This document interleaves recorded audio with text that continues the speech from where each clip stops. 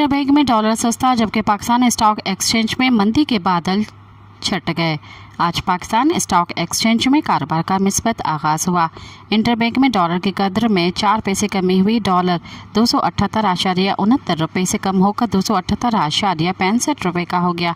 उसके अलावा stock exchange 100 index में 246 पॉइंट्स का इजाफा देखने में आया, जिससे इंडेक्स 78,120 पॉइंट्स की सतह पर आ गया। गुज़िश्ता रोज़ इंडेक्स की 77,500 पॉइंट्स की सतह बहाल हो गई। मार्केट ट्रेजरी बिलों की 24 से 50 बेसिस कम कीमत पर नीलामी से आने वाले दिनों में शरह सूद मज़ीद घटने की तवक्कात।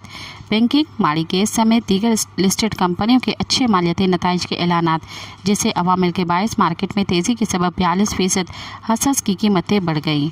मज़ीद ख़बरनि ऐं तफ़सीलात लाइ विज़िट कयो असांजी वेबसाइट www.awamiNewsHD.com ऐं ॾिसंदा रहो अवामी न्यूज़ HD।